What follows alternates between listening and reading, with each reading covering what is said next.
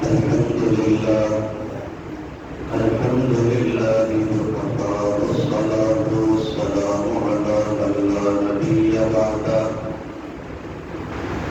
أما بعد فأعوذ بالله من الشيطان الرجيم بسم الله الرحمن الرحيم والفجر وليال عشر والشفع والوتر صدق الله العظيم وصدق رسوله النبي الكريم يا رب صل وسلم دائما أبدا على حبيبك خير الخلق كلهم هو الحبيب الذي ترجى شفاعة لكل قول من الأقوال المقتحمين. حضرات گرامی قدر اور حاضرین مجلس، اللہ تعالیٰ نے انسانوں کے لیے عبادت کے واسطے کچھ خصوصی وقت اور خصوصی دن بھی رکھے ہیں جن میں بندہ تھوڑے وقت میں عبادت کر کے بہت ساری نیکیاں کما سکتا ہے. اور اللہ تعالیٰ نے یہ خصوصی پیکیج اس امت کے لیے رکھے ہیں. بندے نے چونکہ اس کے بعد ایک بہت بڑی زندگی گزارنی ہے جسے کہتے ہیں قبر کے بعد کی زندگی، مرنے کے بعد کی زندگی. اس زندگی کے لیے کچھ اعمال کی ضرورت ہے. بغیر اعمال کے وہاں نہیں جایا جاتا. جو بغیر اعمال کے چلا جائے سوائے پچھتاوے کے اور کچھ ہاتھ نہیں آتا. آپ اگر اللہ مقدر فرمائے سعودیہ چلے جائیں، وہاں پاکستانی پیسے آپ کے پاس چاہے دونوں جیبیں بھری ہو، لیکن پاکستانی پیسے سے آپ کو وہاں پانی کی ایک بوتل بھی نہیں ملے گی جب تک آپ اپنی اس کرنسی کو سعودی کرنسی میں چینج نہیں کروائیں گے. جب آپ کروا لیں گے پھر آپ کا سکہ وہاں روا ہوگا جو موجود ہے. اسی طرح مرنے کے بعد ایک سکے کی ضرورت ہے، وہ سکہ اعمال. جب تک آپ کے پاس وہ اعمال نہیں، قبر میں مت سوچنا کہ راحت ملے گی. اگر آپ کے پاس وہ اعمال نہیں، مت سوچنا کہ میدان حشر میں استقبال ہوگا. اگر وہ اعمال نہیں، مت سمجھنا کہ وہ صراط پر آسانی گزر جاؤ گے. اگر وہ اعمال نہیں، مت سمجھنا کہ جنت کا سرٹیفکیٹ مل جائے گا. اگر قبر کے بعد کی زندگی، حشر کی زندگی اور صراط کی زندگی اور دخول جنت چاہتے ہو تو اعمال کی ضرورت ہے. ان الذین آمنوا وعملوا الصالحات، پہلے ایمان اور اس کے بعد نیک عمل دونوں موجود ہو گئے تو آپ بخوشی جنت جا سکتے ہیں. تو اللہ تعالیٰ نے کچھ خصوصی پیکیج رکھے اس امت کے لیے کہ تھوڑے وقت میں زیادہ اعمال کر کے آخرت کی زندگی کو سنوار لیں. اس میں آپ مختلف اوقات میں علماء سے سنتے رہتے ہیں کہ اس وقت میں یہ عبادت مقبول ہے، اس وقت میں یہ عبادت مقبول ہے. لیکن میں آج آپ کے سامنے وہ عبادت رکھنا چاہتا ہوں جو ہمارے ممبروں سے کم آواز لگتی ہے. ہمارے ممبروں سے اس کی آواز کم لگتی ہے. اس کی بہت ساری وجوہات ہے کہ وہ ممبر سے آواز کیوں نہیں لگتی. تھوڑے وقت میں زیادہ عبادت کرنے کے جیسے اللہ نے موقع بہت سارے رکھے ہیں، ان مواقع میں سے ایک موقع آئندہ جو آنے والا مہینہ ہے جسے ذوالحجہ کہتے ہیں، یہ مہینہ بھی انتہائی بہترین عبادت کا موقع ہے. اور اس مہینے کے بالخصوص پہلے 10 دن عبادت کے خصوصی طور پر خصوصی عبادت یہاں اس میں ان 10 دنوں میں تھوڑی عبادت کی جانے والی اس مہینے کے پہلے 10 دنوں کو اللہ تعالیٰ نے قرآن شریف میں جا بجا ذکر فرمایا ہے۔ میں نے آپ کے سامنے 30ویں سپارے کی سورہ فجر کی پہلی 2 آیتیں تلاوت کی ہیں۔ اللہ نے اس مہینے کی راتوں کی قسم کھائی ہے۔ والفجر، یہ کون قسم کھا رہا ہے بھائی؟ اللہ کی ذات قسم کھا رہی ہے، میری قسم اور آپ کی قسم نہیں ہے، کسی دنیا میں انسان کی قسم نہیں ہے اور نبی کی بھی قسم نہیں ہے، بلکہ ساری کائنات کے خالق اور مالک قسم کھا رہا ہے۔ والفجر، وقت فجر کی قسم، ولیال عشر، اور مجھے 10 راتوں کی قسم۔ اللہ اگر کسی ذات کسی چیز کی قسم کھائے تو اشارہ اس طرف ہوتا ہے وہ چیز انتہائی عظیم چیز ہے۔ جب اللہ کسی چیز کی قسم کھائے، اللہ تعالیٰ نے جگہ جگہ پر قسم کھائی ہے، لیکن جو میں بتانا چاہتا ہوں یہاں پہ اللہ جو قسم کھا رہے ہیں ان کی عظیم مرتبے کی وجہ سے قسم کھا رہے ہیں۔ ولیال عشر، 10 راتوں کی قسم۔ پہلے فجر کے وقت کی قسم کھائی، پھر 10 راتوں کی قسم کھائی۔ محدثین سر جوڑ کے جمع ہو گئے، مفسرین قرآن سر جوڑ کے جمع ہو گئے، بھئی اللہ کون سی 10 راتوں کی قسم کھا رہے ہیں؟ قرآن کی تفسیر کا علم اللہ تعالیٰ نے امت کے علماء کو دیا۔ وقت کے علماء سر جوڑ کے بیٹھ گئے کہ اللہ کس چیز کی قسم کھا رہے ہیں۔ پھر چونکہ قرآن کی تفسیر حدیث پیغمبر ہے، حدیث پیغمبر قرآن کی تفسیر ہے، اللہ ایک جملہ بولتے ہیں پھر اس کی تفسیر میں پیغمبر کو بلواتے ہیں۔ یہ اللہ کا کلام ہے، یہ پیغمبر کا کلام، اس کی تفسیر کے لیے اللہ نے قسم کھائی 10 راتوں کی، اور پھر پیغمبر علیہ السلام نے فرمایا اللہ جن 10 راتوں کی قسم کھا رہے ہیں وہ ذی الحجہ کی پہلی 10 راتیں، ایک انتہائی عظیم راتیں ہیں۔ قرآن کی قسم کھا رہا ہے، حدیث پیغمبر میں بھی ان کی بہت اہمیت ہے۔ صرف ایک جگہ نہیں، قرآن میں ایک جگہ پہ اللہ تعالیٰ نے اور بھی کہا ایام معلومات، یہاں پہ بتایا یہ میرے نزدیک معلوم دن ہے۔ ایک جگہ پہ فرمایا وَيَذْكُرُ اسْمَ اللَّهِ فِي أَيَّامٍ مَّعْلُومَاتٍ، ارے ان خصوصی 9 اور 10 دنوں کے اندر اللہ کا خصوصی نام لیا کرو۔ یہ تو پہلا عشر ہے نا، پہلے عشر کی بات کر رہا ہوں، ذی الحجہ کے پہلے 10 دنوں کی بات ہو رہی ہے۔ اللہ قرآن شریف میں بھی، حدیث پیغمبر میں بھی، حدیث شریف میں آتا ہے، صحیح بخاری کی روایت ہے، نبی پاک اس حدیث کے راوی حضرت عبداللہ بن عباس ہے، نبی پاک صلی اللہ علیہ وسلم نے صحابہ کو فرمایا کہ ان 10 دنوں کے اندر کی جانے والی عبادت اللہ کو اتنی محبوب ہے، اس کے علاوہ جتنی چاہے کوئی عبادتیں کرے وہ اللہ کو اتنی محبوب نہیں۔ بات سمجھنا تھا، حدیث شریف میں آیا نبی پاک علیہ السلام فرماتے ہیں ان 10 دنوں کے اندر کی جانے والی عبادت اللہ کو اتنی محبوب ہے، ان کے علاوہ اور جتنی ان 10 دنوں کے علاوہ اور اوقات میں جو عبادتیں کی جائیں گی وہ اللہ کو اتنی محبوب نہیں۔ صحابہ نے ایک سوال پوچھا، اللہ کے نبی کیا جہاد فی سبیل اللہ؟ صحابہ کرام کے نزدیک چونکہ سب سے بہترین عبادت اللہ کے راستے میں جہاد تھا، ان کی زندگیاں اس کے لیے وقف تھی۔ مدینے کا ہر شخص غازی اور مجاہد تھا، مدینے کا ہر شخص غازی اور مجاہد تھا، انہیں مرنے کا مزہ شہادت میں آتا تھا، بستر پر مرنے کو وہ اچھا نہیں سمجھتے تھے، وہ تو یہی سمجھتے تھے موت آئے یا تو غزوہ احد میں، موت آئے یا تو حنین میں، موت آئے یا تو بدر میں یا احزاب میں یا پیغمبر کے قدموں میں، ہر ایک کی یہی خواہش تھی۔ حضرت عمر رضی اللہ عنہ یہ خود دعا مانگ رہے تھے، وقت آئے گا پھر بتاؤں گا، اللہم ارزقنی شہادتاً، اے اللہ عمر جیسا جلیل انسان 22 لاکھ مربع میل پر سلطنت قائم کرنے والا اور عدل اور انصاف کا جھنڈا لہرانے والا آپ سے شہادت کی موت مانگتا ہے، لیکن عمر کی خواہش کیا ہے؟ شہادت کی موت بھی ہو اور نبی کے شہر میں بھی ہو۔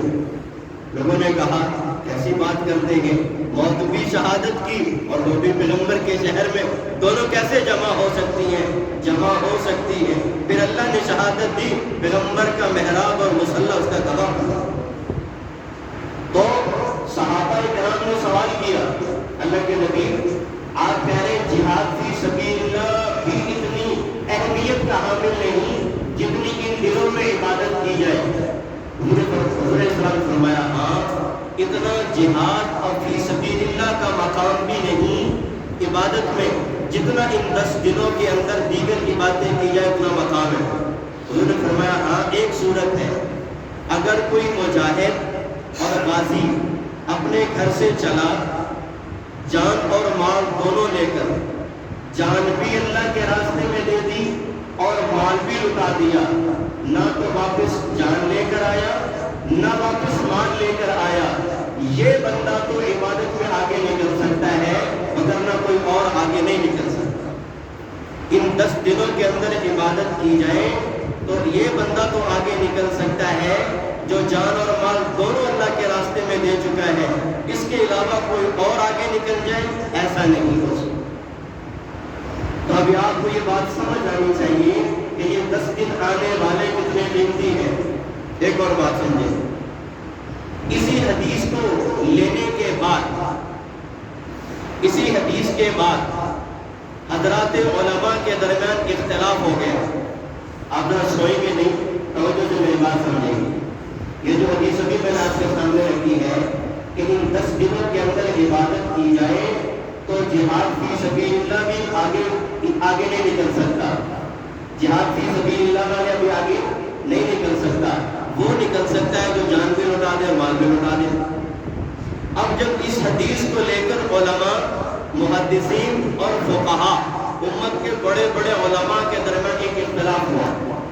اختلاف یہ ہوا، وہ کہتے ہیں اس حدیث کی بنا پر آیا رمضان کا آخری عشرہ افضل ہے یا یہ ذی الحجہ کے پہلا عشرہ افضل ہے؟ آج تک ہم یہی کہتے ہیں کہ رمضان سب سے افضل ہے، رمضان سب سے افضل ہے، حقیقت میں ہے، لیکن علماء امت کے درمیان ان احادیث اور دلائل کی بنا پر ایک اختلاف ہوتا ہے، آیا رمضان کا آخری عشرہ جس میں تاک رات شب قدر موجود ہے وہ افضل ہے یا ذی الحجہ کے پہلے 10 دن افضل ہے؟ علماء کا ایک گروہ، امت کے علماء کا ایک گروہ یہ کہتا ہے ہذہ العشرہ، یہ والا عشرہ افضل ہے، من ہذہ الحدیث، اس حدیث کی بنا پر ذی الحجہ کا یہ عشرہ رمضان شریف کے آخری عشرے سے بھی افضل ہے۔ ایک علماء کا گروہ یہ کہتا ہے۔ دوسرا گروہ یہ کہتا ہے نہیں بھائی، دوسرا رمضان شریف کا آخری عشرہ زیادہ افضل ہے، کیوں کہ اس کے اندر شب قدر موجود ہے۔ اب دونوں باتوں کو لے کر ایک بہت بڑے محدث گزرے، ملا علی قاری رحمۃ اللہ علیہ، انہوں نے حدیث کی ایک کتاب ہے جس کا نام مشکات شریف ہے۔ کیا نام ہے بھائی؟ مشکات شریف حدیث کی ایک کتاب ہے اور بہت بڑی کتابیں ہمارے ہاں موجود ہیں۔ کبھی کبھی بندے کو حدیث کی کتاب کی زیارت بھی کرنی چاہیے۔ اس حدیث کی وہ، اس کتاب کی وہ شرح لکھتے ہیں اور کہا علماء سے ہم نے سنا بیت اللہ کے سائے میں بیٹھ کر، بیت اللہ سے ٹیک لگا کر شرح لکھی انہوں نے، خود مولا علی قاری حنفی غالباً افغانستان کے محدث ہیں اور شرح لکھ رہے ہیں بیت اللہ کے سائے میں بیٹھ کر 12 جلدوں میں۔ انہوں نے اس حدیث کو اٹھا کر پھر دونوں باتوں میں فیصلہ کیا، بھائی رمضان کا آخری عشرہ افضل ہے یا ذی الحجہ کا پہلا عشرہ افضل ہے، ان دونوں کے درمیان وہ فیصلہ کر رہے ہیں۔ وہ کہہ رہے ہیں فیصلہ اس طرح کیا کہ بھائی دنوں کے اندر تو ذی الحجہ کے پہلے 10 دن رمضان کے دنوں سے بھی افضل ہے۔ کہا جی کیسے؟ اس لیے کہ ان دنوں کے اندر 9ویں ذی الحجہ کا جو روزہ آ رہا ہے وہ سارے سال کے روزوں سے افضل ہے۔ یہ فیصلہ کر رہے ہیں۔ پھر انہوں نے کہا جی رمضان شریف راتوں کو دیکھا جائے تو رمضان شریف کا آخری عشرہ وہ افضل ہے، کیونکہ قدر موجود ہے اور شب قدر سارے سال کی راتوں سے افضل ہے۔ تو معلوم یہ ہوا کہ یہ جو آنے والا عشرہ 10 دن ہے، اگلا جو مہینہ چڑھ رہا ہے، اس کے 10 دن بھی رمضان کے ہم پلہ ہے، رمضان کے ہم پلہ ہے۔ جیسے رمضان میں عبادت کو اپنا وتیرہ بنا لیتے ہیں، جیسے رمضان شریف میں تلاوت کو اپنا وظیفہ بنا لیتے ہیں، جیسے رمضان شریف میں سارے کنیکشن ختم ہو جاتے ہیں، وائی فائی بند ہو جاتا ہے اور بھئی جتنے بھی پیکیجز ہیں سارے بند ہو جاتے ہیں، بھئی عبادت کا وقت ہے، عبادت کرنی ہے، اسی طرح یہ 10 مہینے بھی اسی چیز کے حامل، 10 دن بھی اسی چیز کے حامل ہے۔ آنے والا مہینہ، اس مہینے کی عظمت کو اللہ تعالیٰ نے اس وقت بیان کیا تھا جب آسمان اور زمین بنے گے۔ ان اللہ شہرا فی کتاب اللہ، لوح محفوظ میں اللہ تعالیٰ نے یہ بات لکھ دی ہے۔ جب اللہ تعالیٰ نے زمین اور آسمان کو بنایا تھا، لوح محفوظ میں اس مہینے کی اور اس کے علاوہ 3 مہینے اور ان کی فضیلت کو وہاں پہ پہلے لکھ دیا تھا۔ یہ اتنے محترم مہینے ہیں، تو قرآن بھی ان کی عظمت کا ذکر کرتا ہے، حدیث پیغمبر بھی ان کی عظمت کا ذکر کرتی ہے۔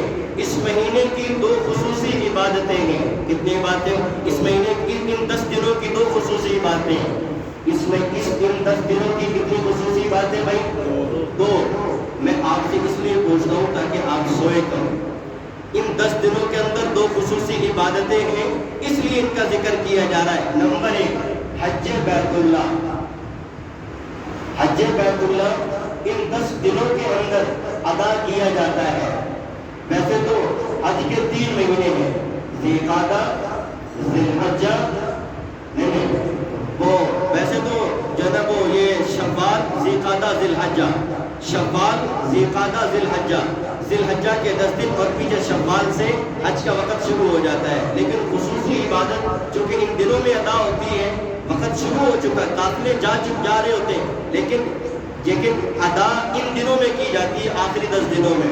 بہرحال خصوصی عبادت ان 10 دنوں میں ادا کی جاتی ہے، اس لیے اللہ تعالیٰ نے اس کو خصوصی طور پہ مقام رکھا ہے۔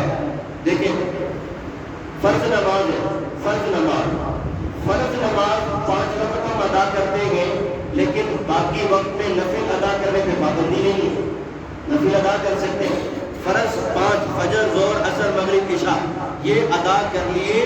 ان کے درمیان جو اوقات ہیں 3 وقتوں کو چھوڑ کر، جب سورج طلوع ہو رہا ہو، جب سورج زوال پہ ہو، جب سورج غروب ہو رہا ہو، ان 3 وقتوں کو چھوڑ کر جب چاہے آپ نفل پڑھ سکتے، کوئی منع نہیں ہے۔ لیکن حج جو ہے صرف ایک خصوصی وقت میں ادا ہوگا، اس کے علاوہ نہیں ہو سکتا۔ بھائی دیکھیں، روزے صرف رمضان کے فرض ہیں اور باقی پورے 11 مہینے نفل روزے رکھنے پر کوئی پابندی نہیں ہے، کوئی پابندی نہیں ہے۔ زکوٰۃ سال میں 1 مرتبہ فرض ہے، اور اگر آپ ڈیلی صدقہ کرتے رہیں تو کوئی منع نہیں ہے، کوئی منع نہیں۔ اسی طرح یہ جو حج والی عبادت ہے، یہ خصوصی عبادت صرف اسی وقت میں ادا کی جا سکتی ہے اور وقت میں ادا نہیں ہوگی۔ بھائی عرفات میں لوگ حاجی جاتے ہیں، عرفات میں 9 ذی الحجہ کو عرفات میں جائیں گے، مزدلفہ میں جائیں گے اور بھائی کنکریاں ماریں گے۔ آپ اگر ان اوقات سے ہٹ کر سارا سال کنکریاں مارتے رہے تو کوئی عبادت نہیں ہے۔ سارے سال آپ میدان عرفات میں 10 دن کھڑے رہے، کوئی عبادت نہیں ہے۔ عبادت صرف خصوصی وقت میں ہوگی، اس لیے اس مہینے کی اللہ نے عظمت کا ذکر کیا۔ دوسری اس مہینے کی خصوصی عبادت قربانی ہے۔ قربانی ہے بھائی، قربانی آپ سارا سال، قربانی کے 3 دن ہیں، 10، 11، 12، ان 3 دنوں میں قربانی کی جاتی ہے۔ دن کو بھی کر سکتے ہیں، رات کو بھی کر سکتے ہیں، ان 3 دنوں میں قربانی کر سکتے ہیں۔ اب ان 3 دنوں کو چھوڑ کر آپ پورے سال قربانی کریں گے تو وہ مقبول نہیں ہوگی، بھائی قربانی کا وقت نہیں ہے۔ تو یہ عبادت صرف وقت خاص کے اندر کی جاتی ہے، اس لیے اللہ تعالیٰ نے اس کی عظمت کا ذکر کیا ہے۔ یہ 2 خصوصی عبادتیں، اس کے علاوہ کچھ اور بھی اس مہینے کے اعمال ہیں۔ نمبر 1، اس مہینے کے اعمال میں آپ نوٹ فرما لیں، جیسے ہی یہ مہینہ چڑھے آپ ان اعمال میں لگ جائیے۔ یہ اعمال آپ کی زندگی کے نامہ اعمال کو ایک دم اٹھا کر بہت اونچا پہنچا دیں گے۔ یہ دن خصوصیت کے دن ہے، عبادت کے دن ہے، وقت گزارنے کے دن نہیں ہے۔ فرمایا جیسے ہی ذی الحجہ کا سورج چڑھے اور ذی الحجہ شروع ہو جائے، سب سے پہلی عبادت روزہ ہے، سب سے پہلی عبادت روزہ ہے۔ حدیث شریف میں آتا ہے رسول پاک صلی اللہ علیہ وسلم ارشاد فرماتے ہیں اس ذی الحجہ کے ایک دن کا روزہ، ایک دن کا روزہ یعدل صیام کل لیل منہا بسنۃ، ایک دن کے روزے کا ثواب اتنا گویا کہ آپ نے پورے سال روزے رکھے۔ وَبِقِيَامِ لَيْلَةٍ مِّنْهَا بِقِيَامِ لَيْلَةِ الْقَدْرِ، رات کو عبادت کرنے کا ثواب اتنا جیسا کہ آپ شب قدر میں عبادت کر رہے ہو، شب قدر میں عبادت کر رہے ہو۔ اور حدیث شریف میں آتا ہے، حدیث قدسی ہے، اللہ پاک فرماتے ہیں الصیام لی، میرے بندے روزہ میرے لیے رکھتے ہیں، وَأَنَا أَجْزَىٰ بِهِ، بندوں کو روزے کا بدلہ بھی میں خدا دوں گا۔ روزہ اتنا اہم عبادت ہے، اور روزہ واحد عبادت ہے جو مقام ولایت میں باب اول کا درجہ رکھتا ہے۔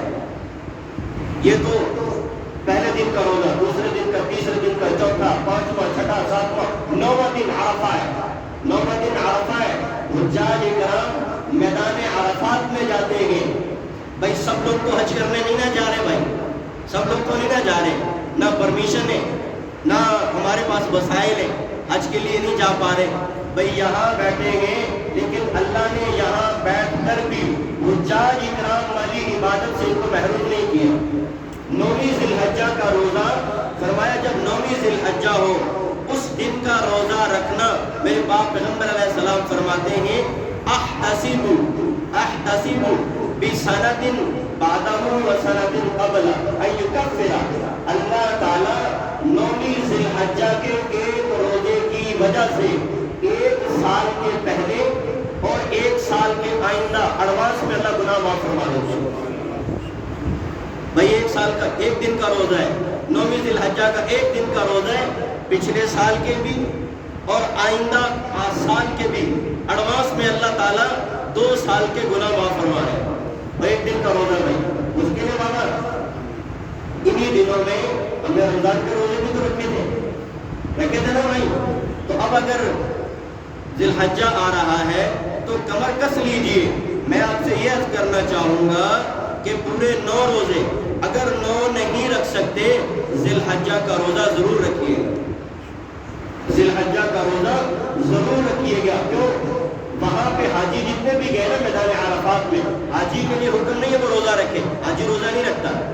بھائی حاجی وہاں عبادتیں کر رہا ہے، غیر حاجی یہاں پر ہے۔ آپ یہ نہ سمجھ لینا جو حاجی یہاں بیٹھے ان کا، بھائی جو وہاں حج کرنے کے ان کی بات کر رہا ہوں میں۔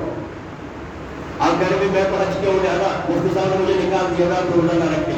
بھائی میں ان کی بات کر رہا ہوں جو وہاں گئے ہوئے حج کرنے کے لیے، جو یہاں بیٹھے ہوئے ان کو بتا رہا ہوں روزہ رکھیں گے، جو وہاں ہیں وہ نہیں رکھیں گے۔ جو وہاں عبادت میدان عرفات میں کر رہے ہیں، آپ کو یہاں روزہ رکھوا کر حاجیوں کی عبادت میں شریک کر دیا گیا میدان عرفات۔ اگلی بات سمجھیں، جب یہ حدیث آپ کے سامنے آئی اور لوگوں کے سامنے بھی اس حدیث کو بیان کیا جاتا ہے، لوگ کہتے ہیں واہ بھائی واہ، 1 سال کے پہلے کے بھی گناہ معاف ہو گئے، 1 سال کے بعد کے بھی گناہ معاف ہو گئے، اور تو کرنے کی لوڑ ہی کوئی نہیں، اور کچھ کرنے کی لوڑ ہی نہیں، گناہ معاف ہو گئے۔ یہ مطلب نہیں ہے، یہ مطلب نہیں ہے۔ جہاں کہیں حدیث شریف میں گناہوں کی معافی کا اعلان ہوتا ہے، آپ یہ بات سمجھ لیں گے تاکہ آپ کو بات میں پریشانی نہ ہو۔ جہاں کہیں بھی حدیث شریف میں، مثلا حدیث شریف میں آیا بندہ وضو کرے تو وضو کے پانی سے اس کے گناہ دھلتے ہیں۔ نمبر 2، حدیث شریف میں آتا ہے بندہ اپنے گھر سے مسجد کے لیے نماز پڑھنے کے لیے چلے، ہر قدم پہ اللہ تعالیٰ اس کے ایک خطا معاف کرتے ہیں اور ایک درجہ بلند کر دیتے ہیں۔ حدیث شریف میں آتا ہے، یہاں پر بھی معافی کا اعلان آ گیا، حدیث شریف میں آتا ہے جو کوئی رمضان کے روزے رکھے، من صام رمضان ایمانا واحتسابا غفر له ما تقدم من ذنبه، جو کوئی رمضان کے روزے رکھے اللہ سارے گناہ معاف فرما دیتے ہیں۔ اگلی حدیث شریف میں آتا ہے جو رات کو رمضان میں عبادت کرے اللہ سارے گناہ معاف فرما دیتے ہیں۔ آپ کہہ رہے ہیں ساری جتنی حدیثیں ہیں جن کے اندر گناہوں کی معافی کا ذکر کیا جا رہا ہے، اس سے صغیرہ گناہ معاف ہوتے ہیں۔ اس سے کون سے گناہ معاف ہوتے ہیں بھائی؟ صغیرہ گناہ معاف ہوتے ہیں۔ کبائر کے لیے توبہ شرط ہے۔ صرف ایک دن کا روزہ رکھ لینے سے آپ کہیں جی میرے پچھلے سال کے بھی کبیرہ گناہ معاف ہو گئے، آئندہ سال کے بھی ہو گئے، ایسا نہیں، صرف صغائر معاف ہوتے ہیں۔ اب وقت اجازت نہیں دیتا، میں آپ کو فہرست گنوا دیتا، صغیرہ یہ ہے، صغیرہ یہ ہے، کبیرہ یہ ہے، کبیرہ یہ، وقت نہیں ہے، صرف میں اشارہ کیے جا رہا ہوں۔ جس حدیث شریف میں گناہوں کی معافی کا ذکر ہے وہاں پر صغیرہ گناہ معاف ہوتے، کبیرہ کے لیے توبہ شرط ہے۔ کبیرہ گناہوں کے لیے توبہ شرط ہے، اور توبہ میں بھی کبیرہ میں وہ گناہ دو طرح کے ہیں، ایک کا تعلق اللہ کی ذات کے ساتھ ہے، ایک کا تعلق بندے کی ذات کے ساتھ ہے۔ جن کا تعلق اللہ کے ساتھ ہے ان کو حقوق اللہ کہتے ہیں، جن کا تعلق بندے کے ساتھ ہے ان کو حقوق العباد کہتے ہیں۔ توبہ کے ذریعے سے اللہ میں توبہ کر رہا ہوں، توبہ کی چار شرطیں، نمبر 1 ایقلا عن المعصیہ، گناہ چھوڑ دے، نمبر 2 ایندم علیہا، اپنے کیے ہوئے گناہ پہ شرمندگی ہو، نمبر 3 ایازم عزما مسممن، اللہ دوبارہ کبھی یہ گناہ نہیں کروں گا، نمبر 4 توبہ کی چوتھی شرط یہ ہے کہ جس کا حق ہمارا اس کا حق ادا کرے، پھر توبہ قبول ہوگی۔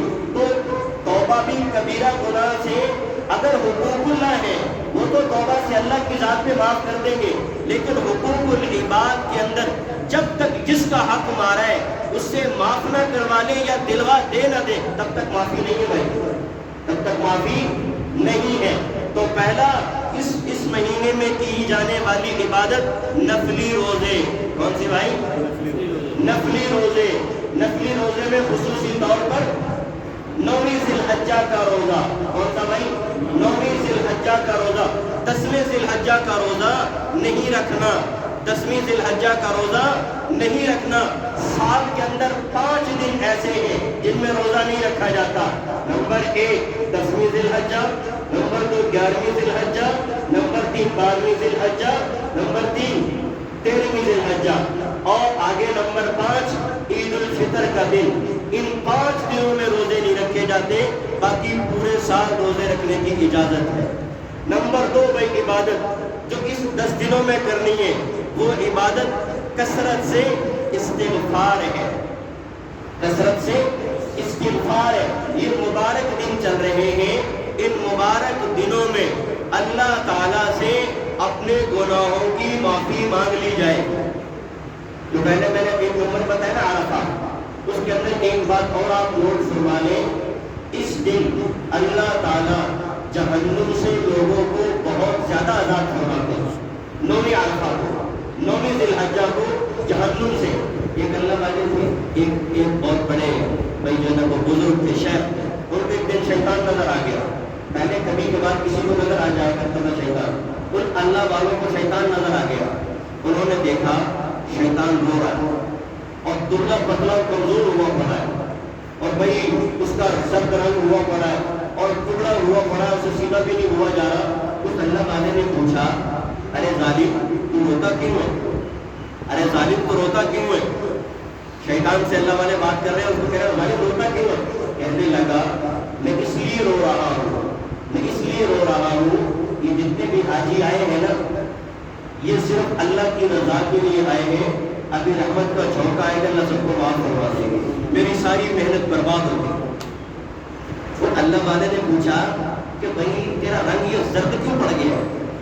اچھا رو تو رہا ہے، بات سمجھ میں آ رہا ہے، لیکن تیرا رنگ زرد کیوں پڑا ہوا ہے؟ اس کی کیا وجہ ہے؟ تو کہنے لگا یہ جو گھوڑے نا گھوڑے، اللہ تعالیٰ نے صحابہ کرام کے چلتے جو گھوڑے ہیں ان کا جو قدم زمین پہ رکھتے اس کی بھی قسم کھائی قرآن، کہ جو گھوڑا چلتا ہے نا، جو گاڑیاں چل رہی ہیں، گھوڑا چل رہا ہے، یہ سارے نیک عبادتوں میں لگے ہوئے ہیں، نیک کاموں کے لیے، کبھی جہاد کے لیے، کبھی عمرے کے لیے، کبھی حج کے لیے لوگ گھوڑوں پہ سفر کرتے تھے۔ گھوڑے کی ٹھاپ کی وجہ سے میرا زرد ہوتا ہوا جا رہا ہے، یہ عبادتوں میں کیوں لگے آگے؟ پوچھا تو اللہ والے نے پوچھا بھائی تو ٹیڑھا کیوں ہو گیا، ٹکڑا کیوں ہو گیا؟ اس نے کہا میں ٹکڑا اس لیے ہو گیا ہوں، کمر میری سیدھی اس لیے نہیں ہو رہی، یہ جتنے بھی لوگ ہیں نا اعمال والے، یہ ہر وقت اپنے خاتمے سے یہ اللہ سے دعا مانگتے ہیں، اے اللہ میرا خاتمہ بالخیر فرما، میرا جب دنیا سے جانے کا وقت آئے تو مجھے کلمے کے اوپر لے کے جانا۔ کہتا جس بندے کو یہ فکر ہو وہ کب میرے جھانسے میں آ سکتا ہے، اس وجہ سے میں ٹیڑھا ہوتا جا رہا ہوں۔ تو میں عرض کر رہا تھا دوسرا عمل جو ذی الحجہ میں کرنا ہے وہ کثرت سے استغفار ہے، کثرت سے استغفار کرنا ہے۔ بھائی یہ معافی کا وقت ہے، اور الفاظ بھی میں آپ کو بتا دوں جو جامع معنی اور اللہ کی رحمت کو کھینچنے والے ہیں۔ استغفر اللہ الذی لا الہ الا هو الحی القیوم واتوب الیہ۔ ان الفاظ کے ساتھ معافی مانگی جائے، اللہ کی رحمت کو کھینچنے والی بات۔ کثرت سے استغفار، استغفر اللہ الذی لا الہ الا هو الحی القیوم واتوب الیہ۔ ان الفاظ کے ساتھ، جامع معنی الفاظ کے ساتھ۔ اور جب کوئی حدیث قدسی ہے اور امام علوسی 11ویں صدی کا محدث ہے، امام علوسی رحمۃ اللہ علیہ، اور بھائی مفتی بغداد ہے، پیران پیر شیخ عبد القادر جیلانی کے ممبر کا وارث ہے، وہ روح المعانی میں لکھتے ہیں، قرآن کی تفسیر ہے روح المعانی، اس وہ تفسیر میں لکھتے ہیں لَأَمِينُ الْمُذْنِبِينَ أَحَبُّ إِلَيَّ مِنْ سَجْنِ الْمُسَبِّحِينَ۔ گنہگار جب توبہ کرتا ہے اللہ تعالیٰ کو وہ گنہگار وقت کے ولی سے بھی زیادہ اچھا لگتا ہے۔ بھائی ہم سارے گنہگار ہیں نا، اور ہم گنہگار بھی رجسٹر گنہگار ہیں، رجسٹر گنہگار ہیں۔ حدیث شریف میں آتا ہے کل بنی آدم خطاؤن، ہر ایک انسان خطا بار ہے، لہذا اس مہینے کے 10 دنوں کے اندر اپنے گناہوں کی معافی بھی مانگنی ہے۔ اگلی بات، تیسرا عمل کثرت کے ساتھ اللہ کا ذکر کرنا ہے، کثرت کے ساتھ۔ اور حدیث شریف میں آتا 3 الفاظ، نمبر 1 تحلیل لا الہ الا اللہ، چلتے پھرتے اٹھتے بیٹھتے زبان کے اوپر لا الہ الا اللہ محمد الرسول اللہ، اسی کے ساتھ الحمدللہ اللہ اکبر۔ یہ 3 اذکار حدیث شریف میں آتا ہے، ذی الحجہ میں کو اپنا اوڑھنا اور بچھونا بنا لو۔ نمبر 4 جب ذی الحجہ کا چاند نظر آ جائے، جن لوگوں نے قربانیاں کرنی ہے اور قربانی کرنے کا ارادہ رکھتے ہیں، وہ اپنے ناخن اور اپنے بال نہ کٹوائیں، اپنے ناخن اور اپنے بال نہ کٹوائیں۔ مسئلہ سمجھ لینا، یہ ان کے لیے حکم ہے جن کا قربانی میں حصہ ہے اور قربانی کرنا چاہتے ہیں، چاہے وہ مرد ہو چاہے وہ عورت ہو، دونوں کے لیے یہ حکم ہے۔ جو قربانی کرنا چاہے اور ذی الحجہ کا چاند نظر آ جائے، پھر اپنے بال اور ناخن نہ کٹوائے۔ اگلی بات اسی مسئلے کے ساتھ، اگر اتنا وقت گزر گیا ناخن کاٹے ہوئے اور زائد بال، جو زائد بال ہیں جن کا صاف کرنا ضروری ہے، 40 دن گزر گئے ہیں، 40 دن گزر گئے ہیں، اب اگر کہتے ہو جی ذی الحجہ بھی آ گیا نہیں کاٹتا، اب بجائے ثواب کے گنہگار ہوں گے۔ اول 7 دنوں میں صفائی کی جائے، 15 دنوں میں، اور 40 دن کے بعد بندہ گنہگار ہونا شروع ہو جاتا ہے۔ یہ آخری لیمٹ ہے، یہاں سے آگے جائیں گے گنہگار ہو جائیں گے۔ اگر ذی الحجہ کا چاند نظر آ گیا اور 40 دن کا پیریڈ گزر گیا صفائی کیے ہوئے، اب یہ نہ سوچیں کہ بھئی اب میں نے قربانی کرنی ہے لہٰذا میں نہ تو ناخن کاٹتا ہوں۔ ناخن 10 چیزیں انسان کی فطرت میں داخل ہیں۔ آج دیکھا خواتین نے بھی بڑے بڑے ناخن رکھے ہوئے اور بھائی مردوں نے بھی بڑے بڑے ناخن رکھے ہوئے۔ خواتین سمجھتی ہیں، عورتیں سمجھتی ہیں بڑے ناخن رکھنا یہ خوبصورتی کی علامت ہے۔ بھائی خوبصورتی کی علامت ہوتی، کبھی بھی اللہ کے نبی اس کو منع نہ فرماتے، کبھی بھی منع نہ فرما دیتے، منع فرمائے۔ یہ انسان کی فطرت میں، چاہے وہ کافر ہی کیوں نہ ہو، فطرت میں داخل ہے۔ ناخنوں کو کاٹنا، بغل کو صاف کرنا، زیر بال کو صاف کرنا، مرد اور عورت کافر بھی کیوں نہ ہو، اس کی فطرت میں نے داخل کیا ہے یہ صفائی کو۔